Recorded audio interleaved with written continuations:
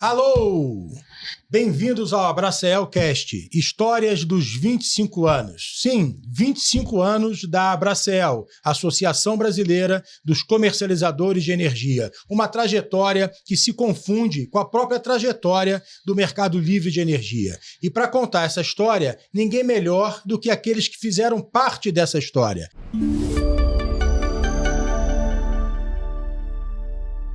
E nesse segundo episódio, nós vamos falar da fundação da associação, dos primeiros anos até a transição para o governo Lula I, passando pelo racionamento, pela ASMAI e por uma série de histórias super interessantes. Eu tenho aqui comigo os fundadores da associação. Mário Menel, atualmente presidente do FASE e da ABIAP, ele que fundou diversas associações, inclusive a nossa Abracael.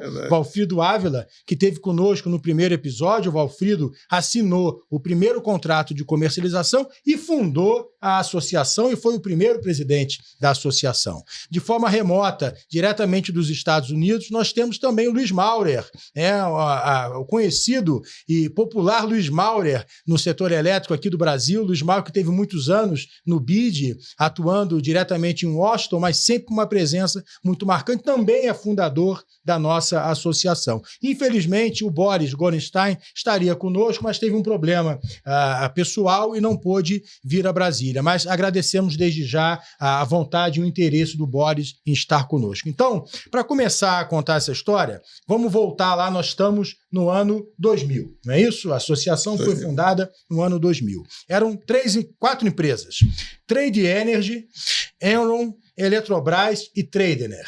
Eram 4 empresas e 2 tinham um nome quase igual. Vocês eram criativos. Fala um pouco disso. Mas a gente não sabia um do outro. Não sabia. Foi casualidade. Nós fundamos primeiro. Foi o Valfrido. Uma semana, né? 18 de janeiro de 2000, na sede da Trade Energy. Valfrido, Menel, Luiz Maurer e Boris. Boris representando o Xisto Vieira Filho. Sim. Então, na Eletrobras. Eletrobras. Conta como é que foi esse dia 18 de janeiro. Posso começar? Por favor. Bom, anteriormente nós já tínhamos feito algumas reuniões que a gente percebia que seria melhor a gente ter uma associação para defender os interesses. E vendo o primeiro estatuto, até hoje, né, a abertura de mercado, a defesa dos interesses dos associados está mais válido do que nunca, né? Mas então fizemos umas reuniões prévias em um hotel aqui de Brasília, e aí chega, vamos fazer a nossa associação. Aí o José da Costa Carvalho Neto, né, que era sócio do Valfrido, propôs o nome, Abracael, e fez o primeiro... O famoso Costinha. Costinha fez a logomarca. Ele bolou a primeira logomarca da Abracael. E daí nós fomos para uma sala de reuniões aqui no edifício Varig. Convidamos o Boris, tinha mais uma outra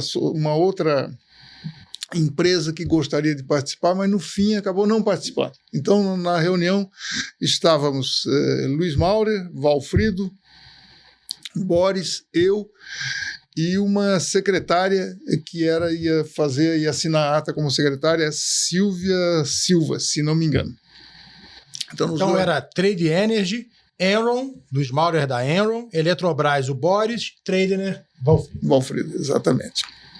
E aí eu reuni o conselho da Trade Energy. Temos interesse em ser o presidente? Não temos, vamos esperar um pouco para ver como é que vai. Não, tá bom, não tem. Aí perguntei para o Boris, a Eletrobras tem? Não, a Eletrobras não tem interesse de ter a presidência. Aí perguntei para o Luiz Maurer, a Enron tem? Tem interesse. Digo, opa, já temos um presidente. Valfrido, você tem? Tem. Que coisa boa, hein? Então, temos 2, com assim, uma possibilidade de nascer a associação já com um racha, né? Dois candidatos e tal. Aí eu digo, bom, Valfrido, eu te conheço, sei que você vai votar em você. Diz ele, vou votar em mim. Luiz Maurer, você vai votar em você? Diz ele, vou votar em mim. Eu digo, bom, então quem vai decidir quem vai ser o presidente? O Boris e eu. Então, por favor, você se retire da sala. Silvia se retire também, e vamos ficar só eu e Boris aqui para resolver quem vai ser o presidente. Eu digo, Boris, nós não podemos correr esse risco de já ter aí um racha dentro da associação. Vamos mudar o estatuto nas disposições transitórias e vamos colocar o mandato, que é de 2 anos, vamos reduzir para 1 ano. E vamos fazer o primeiro ano, vamos fazer o Valfrido, e o segundo ano vamos fazer o Luiz Maurer, mas já eleito agora. E eles trocam. O Luiz Maurer fica sendo vice-presidente no primeiro mandato, e aí inverte. O Valfrido vai para vice-presidente e o Luiz Maurer vai para presidente. Já criaram uma solução Salomônica. Salomônica. Já tá. Diplomata, resolveu o problema. Não sabe de uma coisa, sabe? Porque eles ficaram os dois lá resolvendo e eu e o Luiz Mauro saímos e batemos um bom papo, né, Luiz Mauro? Não ia ter possibilidade de racha nenhum. Isso ele não sabia. Jamais. Mas ele resolveu a situação para prevenir que isso não pudesse nem sequer. O racha que eu digo era assim, os interesses das empresas também. Tinha que respeitar o interesse das gigante, empresas. Né, Luiz? Era uma multinacional enorme. É verdade. Então, daí, voltamos, propusemos isso e fomos para o abraço. Todo mundo aceitou essa solução, né? E lavramos uma ata, aprovamos o estatuto, e fomos para o abraço, fomos para um almoço, um jantar, não me lembro bem exatamente qual foi a comemoração, mas nós saímos dali com a associação formada, né? E deu no que deu, né? Pois é, então a história a gente conhece um pouco, mas nós vamos falar disso ao longo desse programa e dos próximos episódios. Luiz, você estava na época representando aqui a Enron, um gigante Enron, presente em diversos países, uma empresa de vanguarda na comercialização. Fala um pouco do que é que a Enron enxergava no mercado brasileiro, depois eu vou pedir para o Valfrido falar um pouco da primeira presidência, da estrutura da associação nesse início, mas fala um pouco como é que esse gigante americano via o mercado brasileiro. Muito bem. Bom, a Enron tinha ambições muito fortes de fazer trading de energia elétrica e de gás natural no Brasil e na América Latina. E a Enron tinha essa mantra de concorrência. Ela defendia a concorrência, cenários isonômicos e tudo isso. E eu achei que isso estava muito alinhado aos meus princípios. Eu tinha participado do projeto Recebe, conheci esses detalhes, então a Enron me designou para essa missão. A Enron já tinha feito alguns contratos, poucos. Não havia muita energia, havia um grupo de trading sendo formado muito grande, mas o pessoal não tinha muito trabalho. Então a Enron insistia muito na abertura de mercado. Ficava energia em todos os lugares. E a pressão para desenvolver a mesa de trading era muito grande. A Enron, uma das formas de conseguir energia foi a construção da planta de Electrobolt, uma planta que começou como merchant, depois, na verdade, inicialmente seria para prover energia para Electro, que era uma subsidiária de distribuição. Depois, com essa confusão do racionamento, com essa possibilidade de vender numa base merchant, a Enron designou essa planta para ser uma das suas fontes de energia para suportar o trading. E havia todo um esquema desenhado para trading. A área de gás natural, a Enron também estava desenvolvendo, já tinha feito do gasoduto, um pedacinho do gasoduto Brasil-Bolívia, já tinha feito uma planta em Cuiabá, e já estava colocando as cartas na mesa para ser um gigante na área de trading, não? E eu acredito que teria sucedido no Brasil, não fossem as coisas que aconteceram nos Estados Unidos, mas havia uma intenção muito forte, uma aposta muito grande no Brasil. E aí ter uma associação era fundamental, né, para que o segmento pudesse ser representado como um segmento em si, como uma união de agentes com interesses comuns, não é isso? Valfrido, como é que era a estrutura inicial? Você foi o primeiro presidente, você assumiu aí por um ano, parece que você continuou, vamos falar um pouco disso também, mas como é que era a estrutura? Onde é que a Abracel acontecia? Primeiro eu queria agradecer a vocês todos aí de terem me convidado para vir aqui e o Conselho Novo, a diretoria me trazer aqui para falar sobre isso. Eu agradeço muito. Vimos aqui na fala do Menel e também do Luiz Maurer, né, o início, como é que foi, e foi muito interessante, porque nós, quando montamos a Trader, já seguindo, vimos que a lei já tinha sido implantada, ia ter a comercialização, e nós tínhamos a energia sobrando lá, porque era uma associação, Copel, e também Logos, Copel e Logos só, né? Eu era indicado pela Copel, o presidente. Aí o que aconteceu? Nessa sequência, a gente viu a necessidade da associação, porque as pressões eram grandes, e nessa hora, quando eu cheguei lá na reunião, o Menel fez aquela proposta, realmente vingou, eu fui o primeiro, assim, e agora? Né? Temos sala? Não temos. Temos funcionário? Não temos. Tem alguma coisa? Não. Tem que criar tudo. Isso, para mim, não seria difícil, porque eu já tinha feito o início da Trade, já tinha feito o início de outras obras também, que precisa toda, né, a parte legal. Sair do zero, né? Sair do zero. Mas o Menel, ele pôs à disposição, no início, a parte da BIAP lá. Não era a Energética Tech. Da Energética Tech. E também me ofereceu, né? Valfrido, olha, para começar aí e tal, temos o Regis Martins, né? E também tem o Marcelo Moraes, que pode te dar um apoio. E aqui em Brasília, porque no começo vai ser, né? Vamos começar aqui e tal.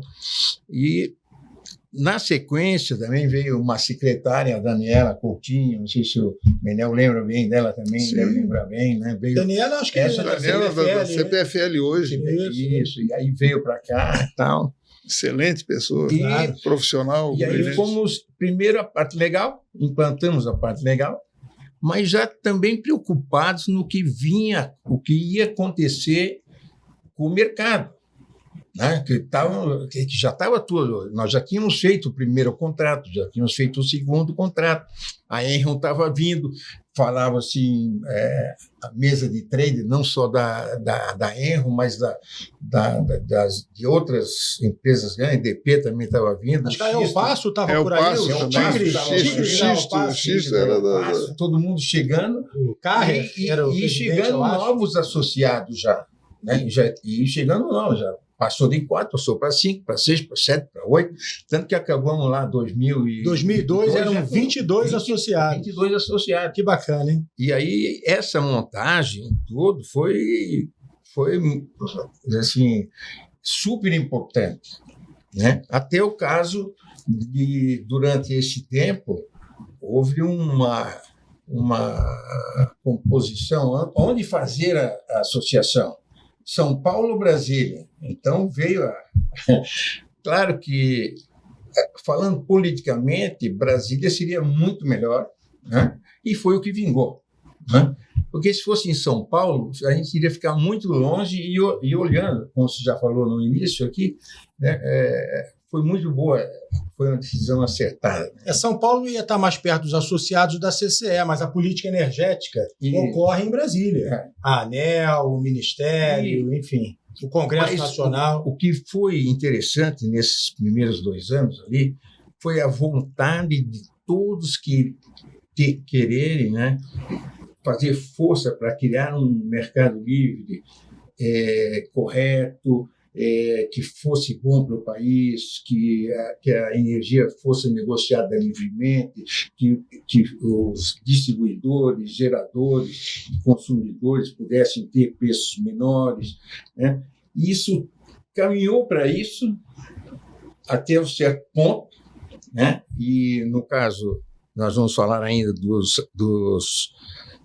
da comercialização de certificados.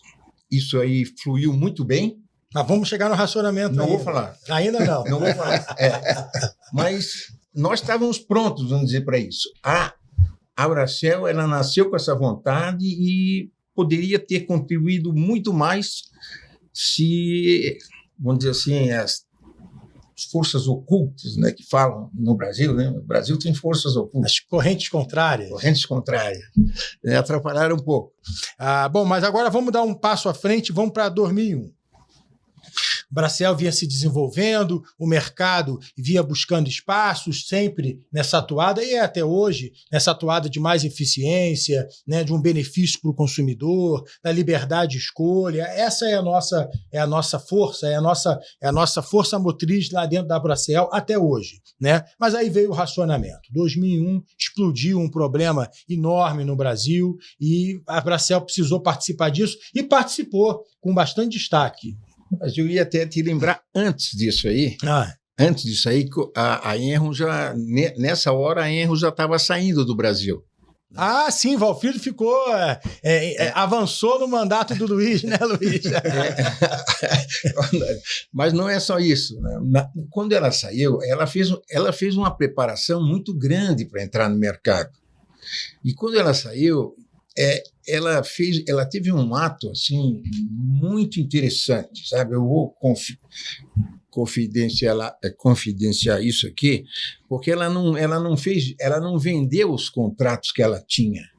Ela simplesmente ofereceu para quem já estava no mercado: você quer esse contrato? Cedeu os contratos. Foi incrível isso aí. Um dia eu também recebi um contrato desse. E por causa desses contratos, né, a Chesf fez o seu primeiro leilão de energia livre. E vendeu energia para o mercado. A Copel, né, vendo isso, nos chamou: vocês têm condição de fazer um leilão? Temos. Fazer um leilão. Porque você tinha essa energia que a Enron não deixou, não? Também tinha, também vendemos, mas também compramos da Chesf. Mas quem começou a vender energia para o mercado foi Chesf e Copel. Bacana. Essa foi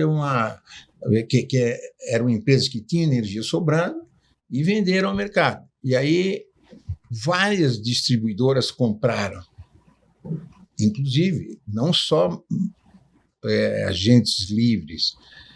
Nós vendemos para a Sul, né? Nós vendemos para a Celesc, nós vendemos para vários distribuidores. Aí, só depois, quando houveram essas vendas, não pode vender, porque pode ser o mesmo que for vender, e alguns mesmos fizeram também. O self-dealer, né? O self-dealer. Aí o self-dealer atrapalhou um pouco. Que, se você fosse ver, não ia atrapalhar muito, não. Sabe? Porque eles também tinham limitação e coisa e tal. Agora, só para fazer o registro, né? Então, a ideia era Valfrido 1 ano, Luiz 1 ano. Aí a Enron teve aquele problema todo nos Estados Unidos e o Luiz não pôde assumir, Valfrido continuou. Não foi isso, Luiz? Como é que se deu aí a saída da Enron no Brasil? O Valfrido já falou um pouco disso. Ele ligou para mim um dia, me deu um susto. Bom, na verdade, eu assumi. Eu assumi em janeiro, um ano depois, não? Sim. E a Enron, naquela época, não falava ainda que ia sair do... A mesa de trading estava ainda em desenvolvimento. Tudo estava normalmente no Brasil. Então, eu assumi em janeiro. Em janeiro, começaram as conversas sérias sobre racionamento. Até o fim do ano 2000, ainda a gente escondia isso. A gente não, o setor escondia isso. E a Enron, na verdade, começou a tomar essa decisão em meados de 2001. Quando, então, eu saí, depois de 6, 7 meses na Bracell, eu saí para trabalhar na Enron em Houston. Trabalhar também em trading, mas não no Brasil, mas comecei a trabalhar em trading em Califórnia e outros power pools de lá. E quando eu cheguei, começou realmente essa confusão do racionamento. Até então, dos contratos que o Valfrido descreveu, o setor de Para começar, ele não existia no mapa, era GTD. Isso. Depois, alguns interpretavam que era um trabalho de atravessadores. E, sobre o ponto de vista estrutural, não havia nem oferta, nem demanda.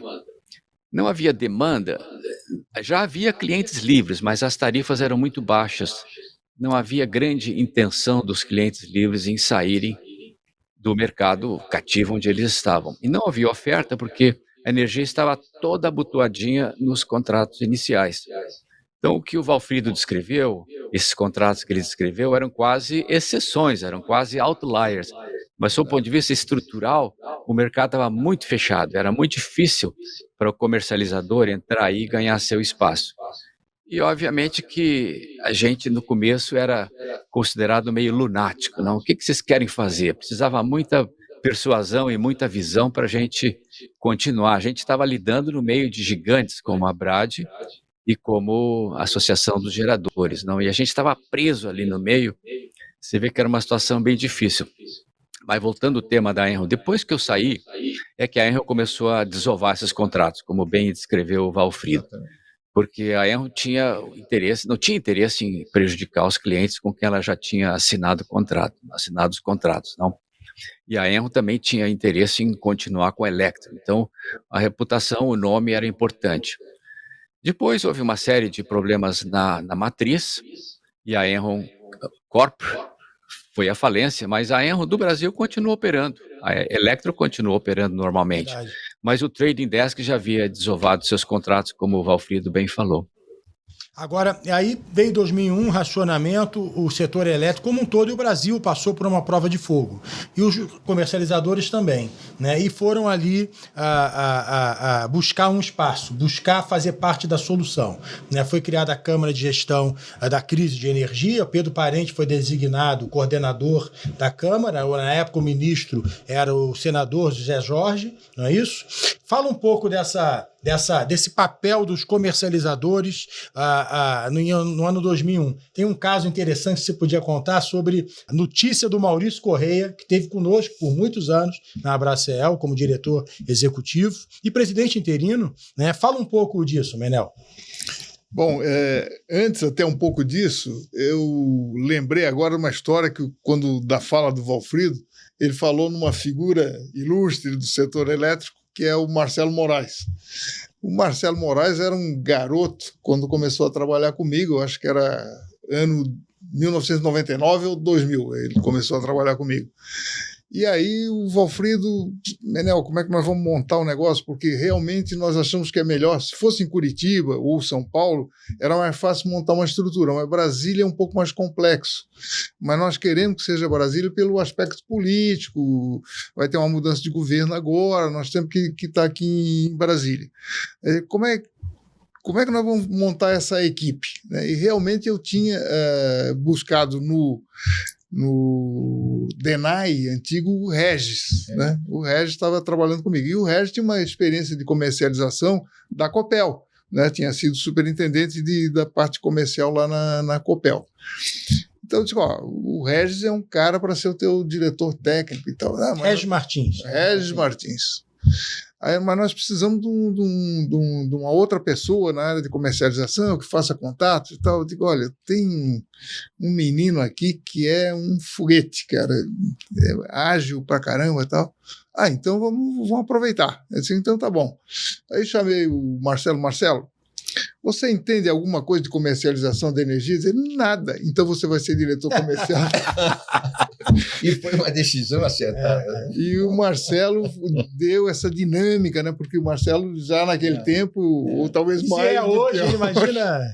Mais do que hoje era isso. Eu lembro de chegar aqui, o Menel, Valfrido, você vem a Brasília? Eu disse, então te apresentar uma pessoa aqui. Aí me apresentou o Marcelo. E já saiu no dia seguinte. Pedalando, né? Pedalando. Mas o Maurício, que depois veio a ser trazido, inclusive, pelo Valfrido para a Abracel, o Maurício era jornalista da Gazeta Mercantil. né, que era o valor econômico de hoje. Né? Tinha grande Gazeta. um status. Bico de pena. Isso, fazer as fotografiazinhas das pessoas. Bom, e daí o Valfrido viu esse movimento que você mesmo se referiu, tem um movimento que parece que vai acontecer alguma coisa e tal, está faltando energia e tal, o que é que vai acontecer? E o Ministério de Minas e Energia sempre dizendo que nada ia acontecer. Os modelos já indicavam naquele tempo que não ia ter racionamento. Acho que era o Tourinho até, o Zé Jorge veio um pouco depois, não é? O Tourinho... o Tourinho era começo. Quando a Câmara foi criada, o Pedro Parentes, daí era o Zé Jorge. Mas no começo era o Rodolfo Tourinho.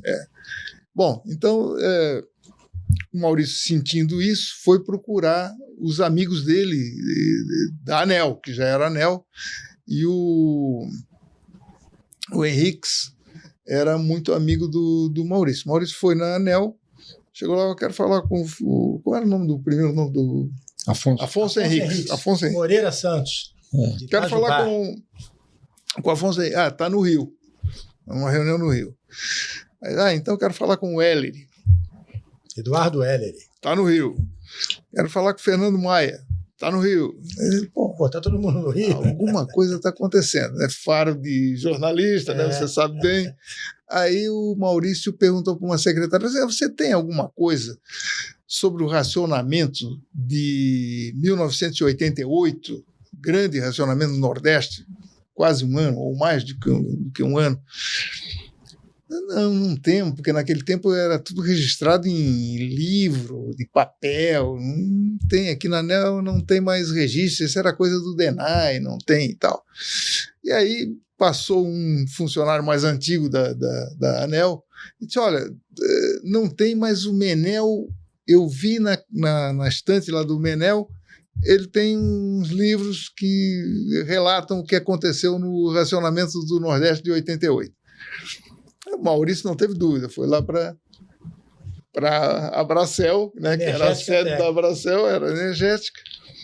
E aí ele disse, isso era uma quarta-feira, mais ou menos, ele disse, Menel, eu preciso emprestar desse livro. Aí, 2, 3 dias você me empresta esse livro. Eu disse, Maurício, agora mesmo que você está dizendo que são filhos únicos, cuidado com isso, mas eu vou te emprestar.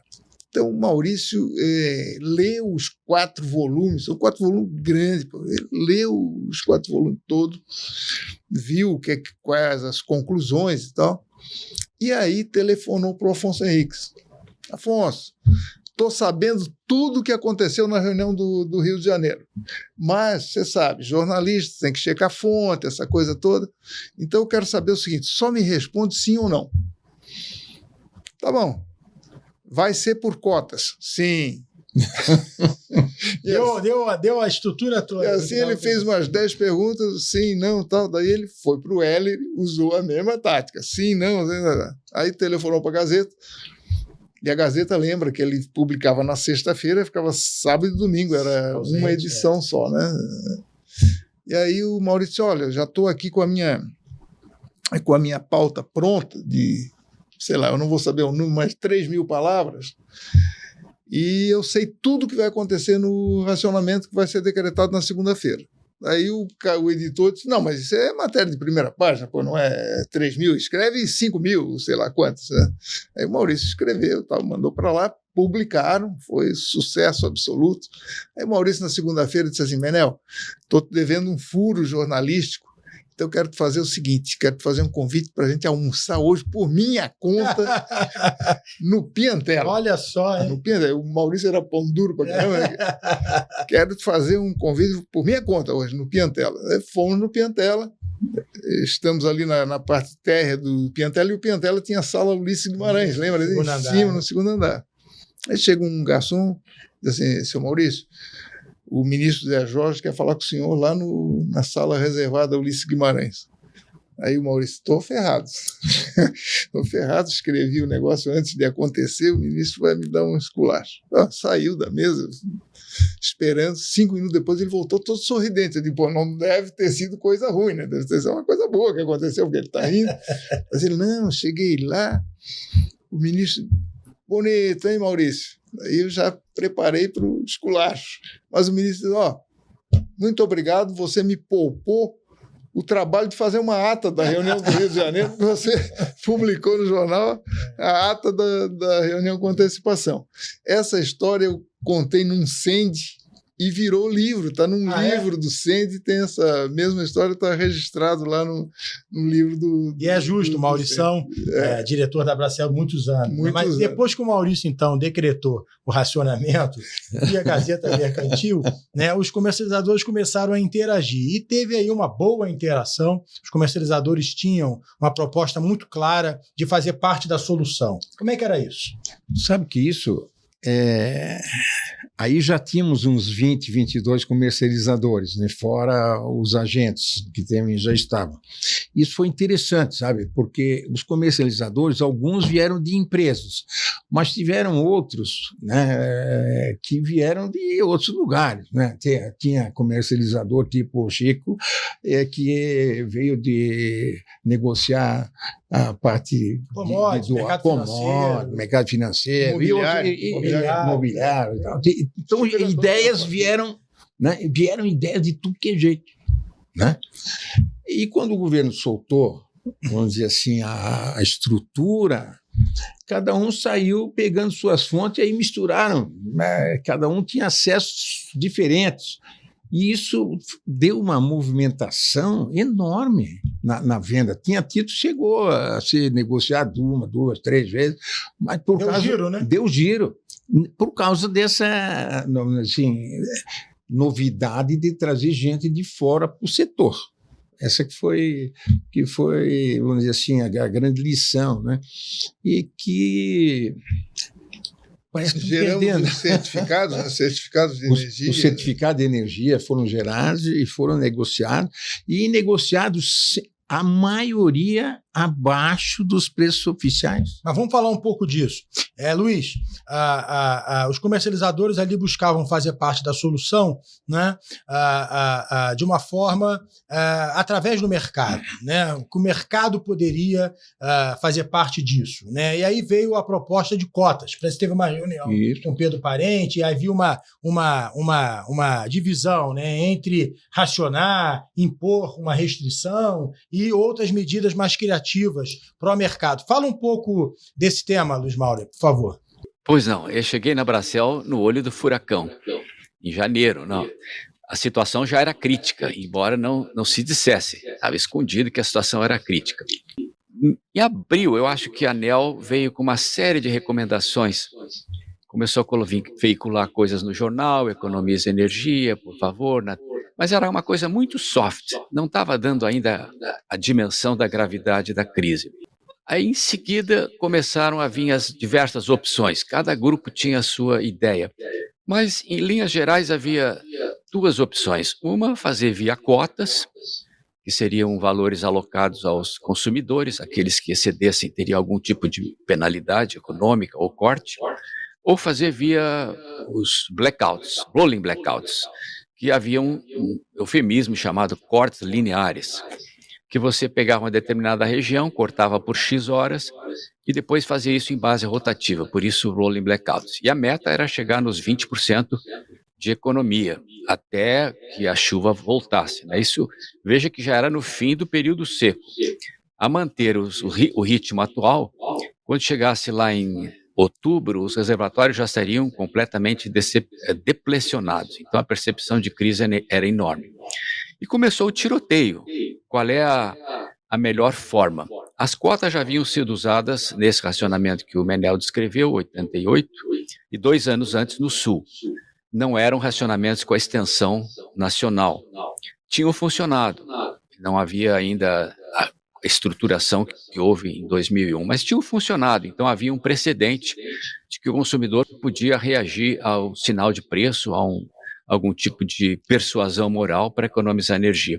Mas havia muito ceticismo de parte das distribuidoras que isso poderia surtir resultado. As distribuidoras temiam que não surtiria resultado e a gente continuaria naquela trajetória descendente até chegar em outubro os reservatórios deplecionados. 2 colegas da Electro, na época, fizeram um estudo muito interessante. Quantas horas seriam necessárias para cortar os consumidores para atingir a meta de 20%? Porque apesar de você dizer cortes lineares, não havia uma linearidade, porque havia esse fenômeno digamos assim, da mudança de carga intertemporal. Você é cortado em determinadas horas, 2, 3 horas, depois você, quando chega novamente a energia na tua casa, você consome a todo vapor. Então o pessoal fez um cálculo e chegou à conclusão que seriam necessárias de 10 a 12 horas para todos os consumidores, todos os dias, para você lograr essa meta de 20%. Significava que era um absurdo. E esse material comoveu, digamos, foi circulado entre algumas pessoas que disseram, puxa vida, esse sistema não vai funcionar. Temos que partir para cotas. E um grupo pequeno de pessoas, dentre os quais o Menel e o pessoal da Bracel, o Menel me deu muito suporte técnico para isso, com a sua experiência, defendeu a ideia de cotas. Mas era um tiroteio, cada um dizia uma coisa. A Brad defendia com unhas e dentes o sistema de racionamento via cortes lineares.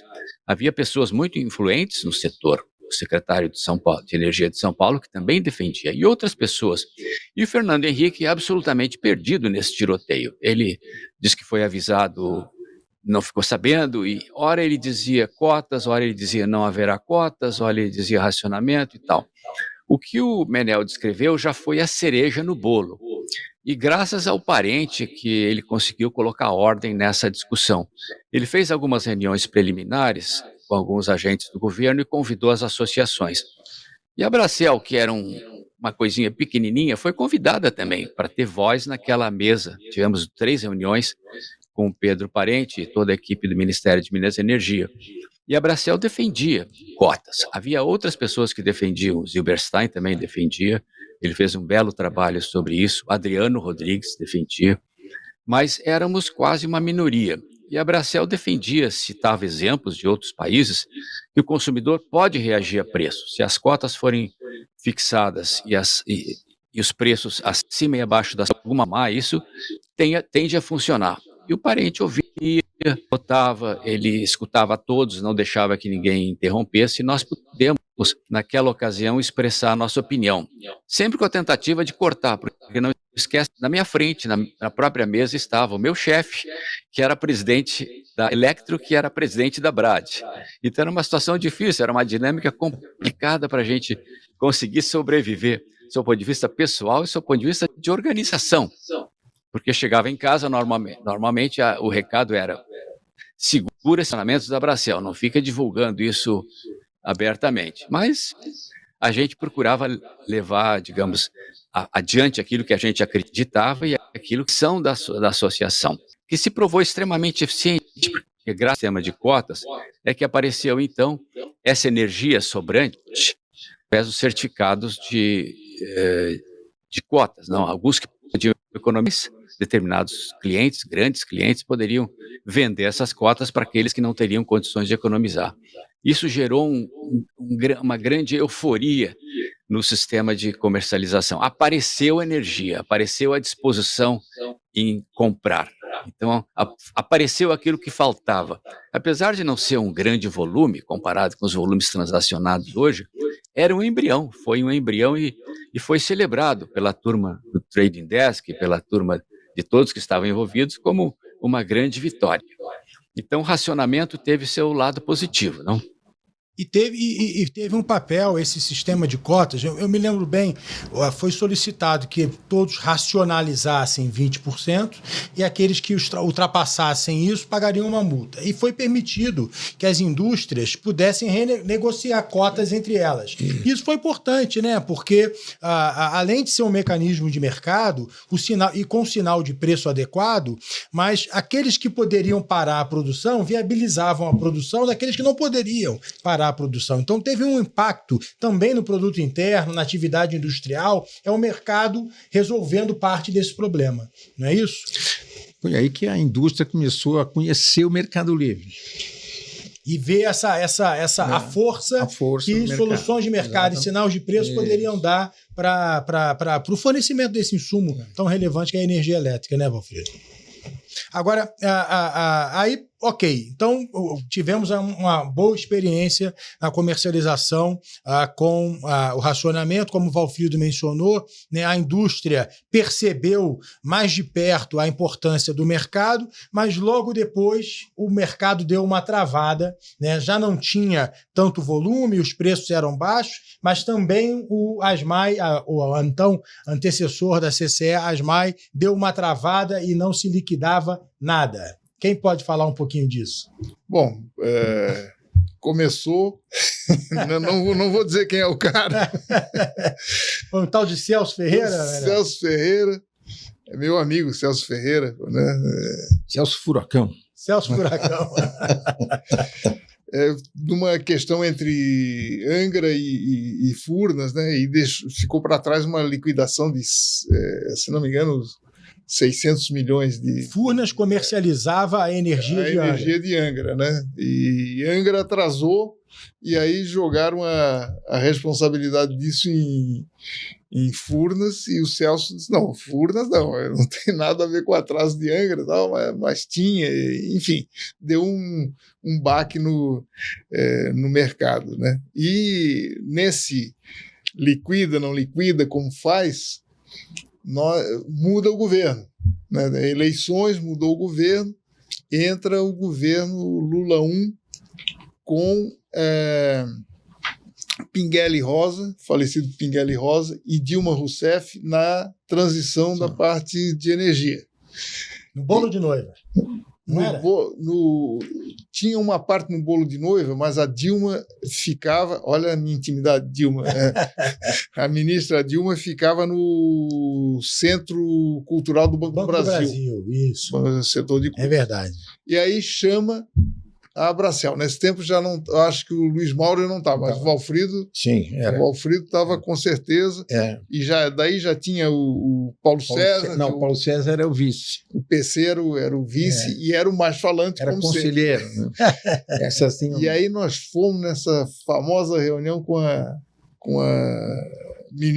futura ministra, né? Porque naquele tempo ela estava na transição. Até o Pinguelli estava ali mais indicado. A gente esperava o Pinguelli como ministro, mas o Pinguelli fez uma série de exigências, até que queria ficar no Rio de Janeiro e tal. Então vai lá para a Eletrobras. Ficou na Eletrobras e a Dilma veio para o ministério. E aí discute daqui, vamos fazer assim, vamos fazer. Daí ela, aquele jeito delicado da Dilma, bateu na mesa e disse: vem cá. Eu não sei nem por que eu estou recebendo vocês. Olha o começo da Abracel. Não sei nem por que eu estou recebendo vocês aqui, porque se eu quiser falar de liquidação, eu vou falar com as distribuidoras. Vocês são atravessadores. Mas na saída nós encontramos um alento. Nós encontramos o Cardeal e o Nelson Rubner. Walter Cardeal e Nelson Rubner. Que faziam parte do staff ali da transição. E eles, não, a Dilma é assim mesmo, mas vocês vão ver, vai ter... E a profecia deles de melhoria se concretizou quando nós tivemos uma sobra de energia. Logo em seguida do racionamento, foram feitos tantos mecanismos que teve uma sobra de energia. Ciclo, né? Falta, depois sobra, vai faltar de novo. E nessa sobra de energia, ela já era ministra, e aí nos chamou com outra condição. Vem cá, esse negócio de mercado aí, livre, aí, coisa, como é que vocês têm que comercializar esse sobrando. E aí foi que entrou, deu um novo alento para a Abracel. Mas o Valfrido queria falar. Valfrido, diga. Não, é que foi nessa reunião que você está falando depois, ela falou, então eu vou deixar vocês sobreviverem. Eu vou deixar vocês sobreviverem. Sobrevivemos bem, hein, Valfrido? Poderíamos ter sobrevivido melhor, né? Mas estamos aí, respondendo por 42% do mercado. Mas realmente ela se deu conta na hora que ela não tinha nenhum mecanismo para usar essas sobras. Aí o mercado... E o mercado ofereceu essa oportunidade de como tirar, né, aumentar a produtividade, aumentar a produção brasileira com essa energia que estava sobrando.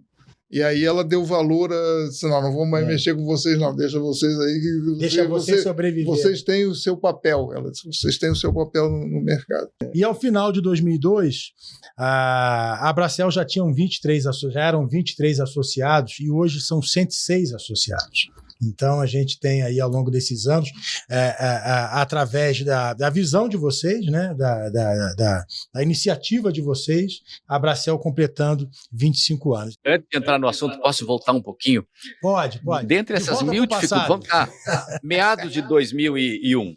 Dentre todas essas dificuldades, claro, houve esse ciclo virtuoso da troca de cotas, mas o mercado, para funcionar, tem que ter um sinal de preço, tem que liquidar. Dentre essas inúmeras dificuldades, como você descreveu, as MAI não liquidavam. Então, chegava ao ponto de usinas que estavam entrando em base merchant, como 700 megawatts do xisto e os 400 e poucos da Enron, chegaram por parente e disseram, olha, eu não vou mais produzir sem liquidação. E muita gente atribui a culpa pela não liquidação a esse profissional que eu tanto respeito, chamado Celso Ferreira. E eu, na posição dele, teria feito exatamente a mesma coisa. Eu vou explicar por quê. Foi feito com Angra uma alocação indevida dos riscos de Furnas. Perdão. Foi feito com Furnas uma alocação indevida dos riscos de Angra e uma alocação indevida dos riscos da usina de Cuiabá, que pertencia à Enron. Se você for aos relatórios do RECEB, está lá em letras garrafais. Angra tem um risco muito grande para você atribuir a um único agente. Cuiabá, não tanto, mas ambos foram atribuídos à Angra. A Angra, então, seria a compradora, esses contratos seriam subrogados à Angra e a Angra venderia no mercado, através dos contratos iniciais. Então, essa alocação já começou injusta, ela começou jogando em Furnas riscos de todo o sistema. Obviamente que se eu estivesse em Angra, se eu estivesse em Furnas, eu teria defendido. Assim como também foi a briga com a subrogação dos contratos de Cuiabá 1, que eu estava do outro lado da mesa, mas eu enxergava que a alocação de recursos era indevida. A Enron não queria ter esses riscos, acabaram sendo jogados para Furnas. Então eu queria apenas fazer esse parênteses quanto ao travamento do mercado e quem foram de fato os responsáveis, porque eu não atribuo toda a culpa a esse profissional que eu respeito, chamado Celso Ferreira. Olhando hoje, 25 anos depois, o que você acha desse desenrolar? Continuo gostando do Celso, viu? Trabalhei muito com o Celso, muito de perto, assim, de fazer textos junto com o Celso. E então, eletrotermia, por exemplo, que era os momentos que nós tivemos de energia de sobra lá no passado, Celso foi decisivo ali em criar mecanismos para que a gente consumisse essa energia, coisa que nós estamos precisando hoje. Né? Então, está atualizado. Então, veja bem, a nossa expectativa, voltando lá a 2000 e olhando para frente, era uma abertura mais rápida do mercado, né? Inclusive, logo depois que acabou o racionamento e deu certo o esquema de cotas, transferência de cotas, nós tentamos, a Bracel tentou formalizar esse tipo de coisa, dar um arcabouço legal mais sólido. Nós fomos na CETIP, eu me lembro até de reuniões na CETIP para ver se a gente achava um ambiente que não digo que fosse uma bolsa ou qualquer coisa desse tipo, que tivesse um clearing house, mas que tivesse pelo menos uma chancela de cada um desses títulos, eu passo o título para você e tal, de energia. Mas a gente nunca conseguiu isso. Então, a expectativa naquele tempo é que o mercado... A minha expectativa é que a gente tivesse uma abertura mais rápida do que ele aconteceu. Chegou até um cronograma, né? 2005, 2006. Sim, nós chegamos aí na Bolsa de Mercadoria, lembra? E fizemos um leilão lá. No Rio de Janeiro. O leilão no Rio de Janeiro só teve uma operação. E por causa do que você falou, a coisa depois não continua. Mas chegamos a fazer uma operação lá e foi interessantíssimo. Agora, estou vontade, né? Agora, de volta para o futuro, eu nunca imaginei o tamanho que o mercado atingiu hoje. Porque, vamos dizer, o comando legal para a abertura do mercado, nós tivemos com a 9074, que é de 7 de julho de 1995. 30 anos agora. Estamos comemorando também os 30 anos. 7, na 9.074. 7 do 7 publicada no Diário Oficial no dia 8. E naquela época nós éramos o primeiro do mundo a fazer isso. E hoje o mundo todo abriu e nós não abrimos ainda. Nós estamos na vanguarda. A Inglaterra, se eu não me engano, né, Luiz, veio abrir em 99 e a lei é de 95. Nós fomos na Inglaterra em 99 ver isso aí. Não sei se o Luiz Mauro chegou aí junto, acho que não, né? Não cheguei. Não chegou, mas a Abracel fez uma missão, né? missão e fomos lá, fomos recebidos lá. Mas olhando para trás, você está lá em 2000, você tinha uma visão, você imaginava que a coisa fosse desenrolar. Agora você está em 2025, você sabe como é que foi essa história. Fala um pouco de como é que você percebeu o papel da Abracel ao longo desses anos. E você já mencionou, esperava um mercado livre maior.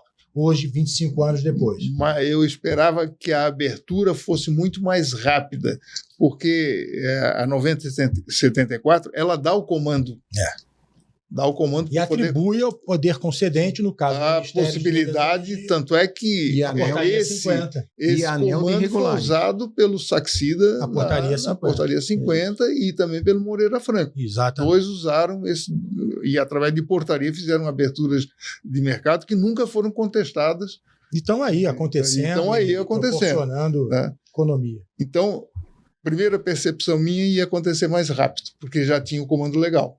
Então, a gente não precisava, eram números grandes, era 10 megawatts de demanda que você tinha para que estava o mercado aberto acima disso, né? Então, a minha expectativa era essa. Agora, te confesso o seguinte também, eu não esperava que ele chegasse ao volume que está e na perspectiva que hoje eu tenho. Lá naquele tempo eu não tinha essa perspectiva que chegaria ao volume de transações que nós temos hoje no mercado livre e crescendo, e hoje eu tenho uma perspectiva muito diferente daquele tempo do que aconteceria que vai acontecer com o mercado. Considerando o giro, o Mercado Livre hoje tem feito cerca de 400 bilhões de reais só com energia, sem contar encargos, tributos, fio, rede, 400 bilhões de reais aqui no Brasil.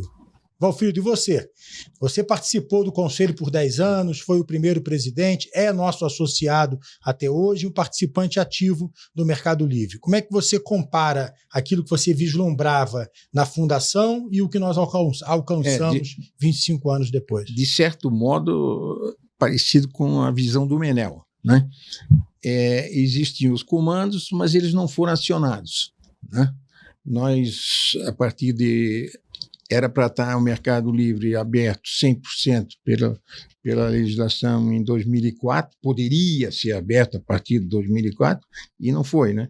Foram feitas várias aberturas. Mas, na verdade, faltou planejamento para fazer isso.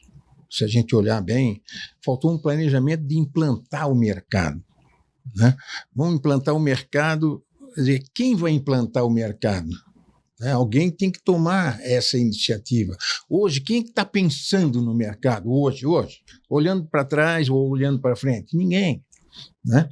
Não se tem assim, e precisa. O mercado não é uma coisa que acontece sozinha, assim, porque existe um monte de legislação que tem que ser compatibilizada, tal, e isso precisava ter sido olhado ao longo do tempo de maneira organizada. Nós ficamos um tempo até... um governo sem planejamento nenhum, né? Depois voltou o planejamento, de uma certa forma, para fazer outras coisas. Como empresário, você está nessa... Então, onde é que eles podem errar o ano que vem? Onde é que tem que emular o erro, né? Aí você simula o erro. Aí é uma coisa de louco, né? Então, nós vivemos isso aí no dia a dia. Hoje temos curtailment, amanhã, e o curtailment, não, isso é com gerador. Não é com gerador. É com o mercado todo. É com o mercado inteiro. Claro. Então, hoje mexe tudo com todos. Não, isso aqui não vai mexer. Então, o setor é totalmente encadeado. Encadeado. Então, não é fácil de você fazer uma coisa dessa se você não está estruturado para fazer isso. Naquela viagem que nós fizemos para a Inglaterra, né, no dia que nós estávamos lá, em 99, visitando uma comercializadora e também distribuidora, nós estávamos lá às 5 horas da tarde e tinham caído todas as eólicas da Alemanha ao mesmo tempo. e algumas da Espanha também. E eles precisavam recompor o sistema, fazer a rampa. Esse assunto parece que é novo aqui no Brasil, né? Isso em 99. E eles conseguiram fazer o leilão para botar todos os outros. Não é só térmica, todo mundo que tinha energia fez leilão na hora. Ali naquele momento. Em minutos. Eles deixaram, ó, vocês ficam aqui um pouquinho que nós temos que resolver o negócio. Os que estavam nos acompanhando juntos, que também faziam parte da cadeia. Assistiram ali em tempo real. Nós assistimos em tempo real. O mercado acontecer. E aí puseram e não piscou nada, não caiu nada. Pois é. Agora, Luiz, interessante porque você participou de todo esse momento aqui da Fundação, 2000, 2001, e depois você foi para fora, para os Estados Unidos, onde atuou muitos anos no BID e lidou com mercados pelo mundo afora, né? E conhece mercados como poucos. Fala um pouco da sua percepção aí da evolução do mercado brasileiro nesses últimos 25 anos, frente ao que você percebeu de evolução em outros mercados mais desenvolvidos. Bom, obrigado. Apenas uma correção. Eu estava no BIRD, Banco Mundial. No BIRD, desculpa. É o primo. Não, nada contra. O BID é o primo que cuida só da América Latina. E o Banco Mundial cuida de todos os países em desenvolvimento, exceto os países desenvolvidos. Exatamente. Não precisa desculpar. Eu fui realmente, quando eu saí da Enro no Brasil, eu fui trabalhar nos Estados Unidos cuidando de alguns mercados, alguns power pools. E a primeira coisa que me chamou a atenção era quão fragmentado e diverso era o mercado americano. A gente fala o mercado americano. Então tinha power pools desenhados, que a gente normalmente considera os modelos, como o PJM, e tinha as arcaicas, em que nem sequer liquidação havia, o South Power Pool, por exemplo. E no meio caminho existia a Califórnia, que tinha feito uma reforma mal feita e sofreu as consequências da crise de 2000. Então foi a primeira coisa que eu percebi, como havia essa variedade dentro dos Estados Unidos. E a coisa mais ou menos convergiu no sentido do que é hoje o PJM. Houve uma consciência de que esse modelo é o mais robusto. Mas no começo, quando eu me mudei para os Estados Unidos, havia a chamada FERC 2000, que era uma resolução da FERC, que determinava como os mercados tinham que ser criados. E havia uma discussão infinda entre cada maneira de enxergar.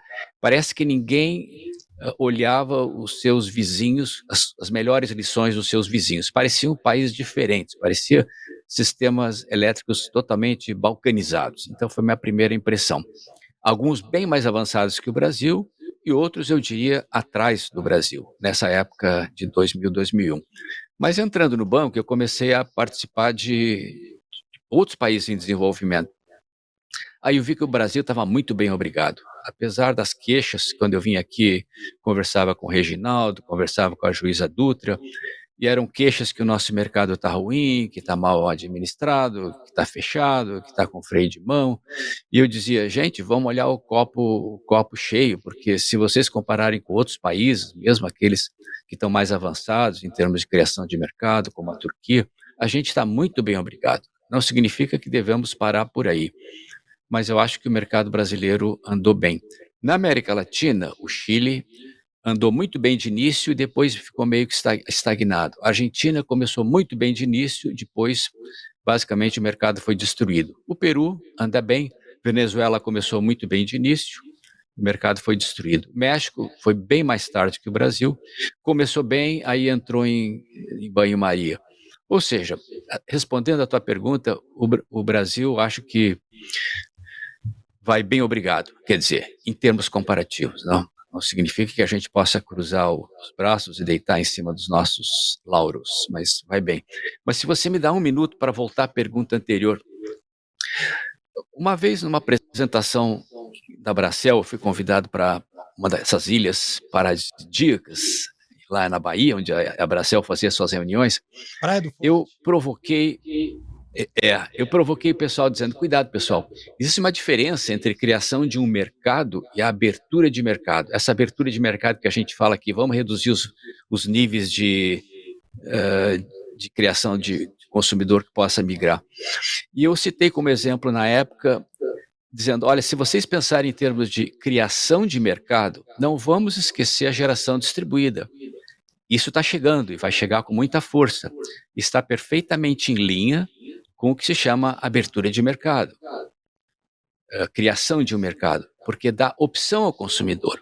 Os dois dão opção ao consumidor. Um dá opção ao consumidor colocando uma placa fotovoltaica no teu telhado e outro dá opção ao consumidor da maneira como a Bracell trabalha hoje. Então eu fiz essa palavra de alerta. E hoje, olhando em retrospectiva, eu não imaginaria que o setor de comercialização evoluísse da maneira como evoluiu. Primeiro que esse concorrente de geração distribuída passou a ser um concorrente pesado na tarefa de comercialização. Mas, por enquanto, os mercados ainda não se sobrepõem. Essa concorrência vai ficar mais acirrada daqui para frente.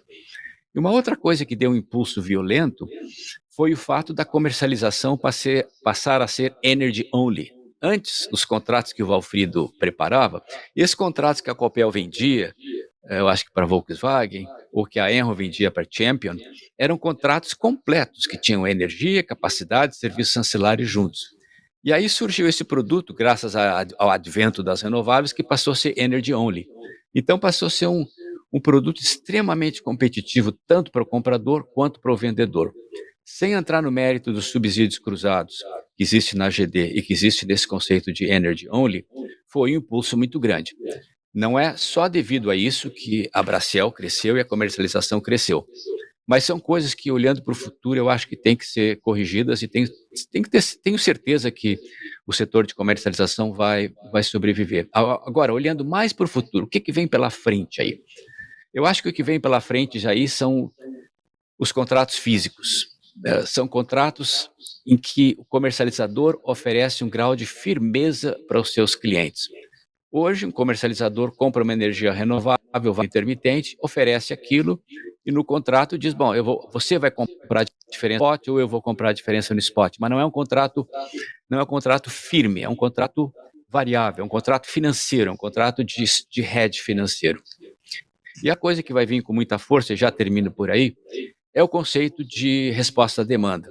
Então, acho que os comercializadores têm que estar preparados para os dois. O contrato físico, e eu vi isso na África do Sul, tenho visto na Índia, é um contrato em que o comercializador faz um blending de diferentes produtos, entrega um produto ou quase firme para o seu cliente. Por exemplo, na África do Sul, esse contrato é 16,5 horas de energia firme para o seu cliente. Na Índia, round the clock, entrega energia firme com 80%, 85% de grandeza. Eu acho que hoje é muito cômodo a situação como está, mais sustentável. Acho que os comercializadores têm que pensar o que vai acontecer de frente, e eles são os mais capazes nesse mercado para fazer o blend de diferentes formas de energia. Resposta à demanda, idem. Em outros países, já se vê, na Inglaterra principalmente, já se vê comercializadores participando de criação de novos produtos no varejo. Nos Estados Unidos já existe consolidado comercializadores chamados Curtailment Service Providers, que eles agregam carga e ofertam redução de carga no mercado. Então, eu acho que essas duas coisas, contratos físicos e resposta à demanda, são as fronteiras que a Bracell tem que estar de olho. Rodrigo, você lembra do nosso último encontro lá no Congresso Nacional, naquela frente de logística, com o senador Wellington Fagundes? Isso, eu tive a oportunidade de conversar com o representante do ONS e perguntei desse aspecto da resposta da demanda. Eu acho que o ONS poderia estar mais agressivo em relação a isso.